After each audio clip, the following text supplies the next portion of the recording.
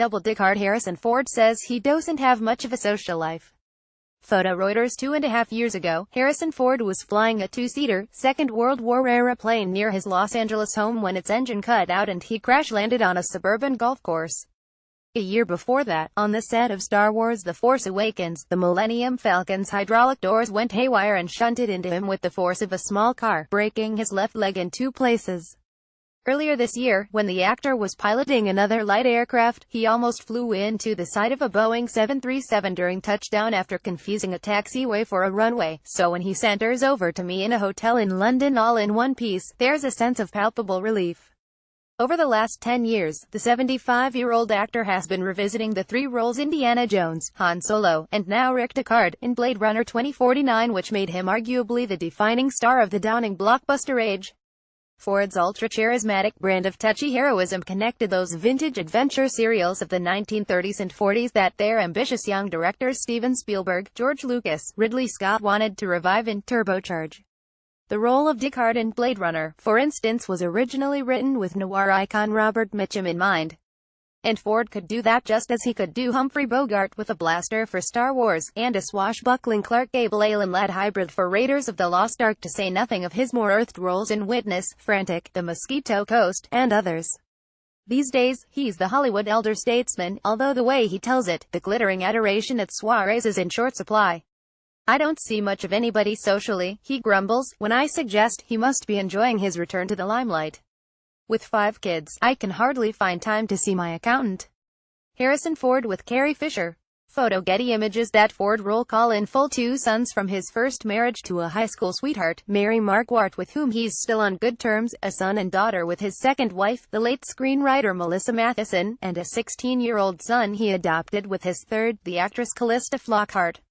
Does he suspect his children idolized his characters growing up, and given they're aged between 16 and 51, arguably the exact span of the target market for his recent work, were they looking forward to their return? "They have an appropriate distance from what I do at the office," he says. "My 16-year-old said he was going to watch the original Blade Runner, but I'm not sure he has." Let's say they don't want to sit down and watch Daddy's history that way, at this point. Ford is reluctant to give too much away about Blade Runner 2049 because even though the 35-year sequel to Ridley Scott's epic-making opus arrives in cinemas this week, much like The Force Awakens before it, it's being kept behind a wall of secrecy that makes Area 51 look like a den made out of sofa cushions. For Ford, that's half the fun of it. "We're going back to old movie rules," he grins, between sips of strong coffee. On the theory that maximum pleasure for the audience will be derived from knowing nothing when they go in. As soon as the film opens, spoilers will abound. He acknowledges that's unavoidable, but at least this way, you have the option to stop up your ears for a while and say shut the FK up. Ford reprising his role as Rick Deckard in Blade Runner 2049. I wonder aloud if his determination to retread familiar paths gives him the same kick of nostalgia so many of us get from watching him do it. "Oh no," he says, with a flinch of distaste.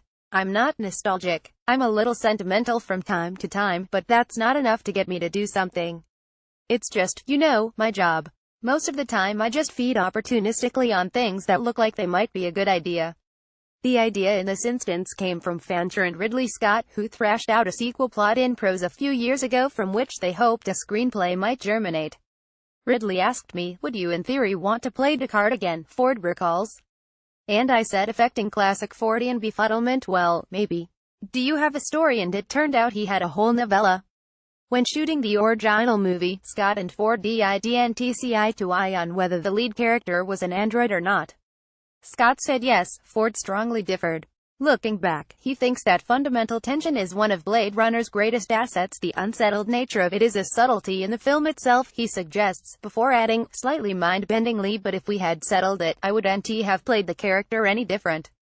He does, however, acknowledge that Scott gave him the latitude to shape Deckard in other ways, as did Denis Villeneuve, who directed the forthcoming sequel. "It's how Ford likes to work. If I couldn't, I wouldn't do it," and it's notable just how many of his defining screen moments have been the result of a brainwave on set.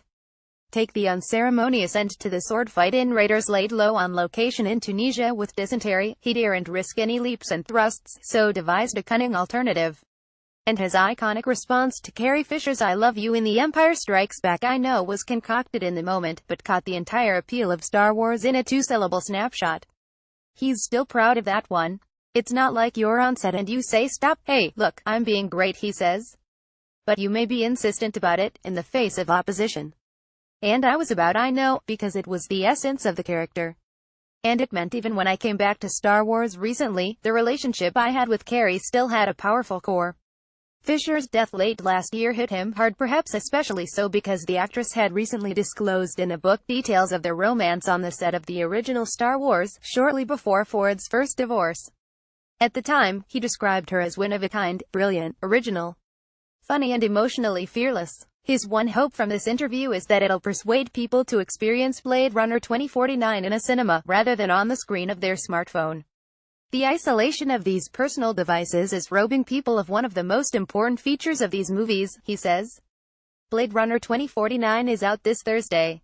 Read Paul Whitington's review in the Irish Independent this Friday. Irish Independent.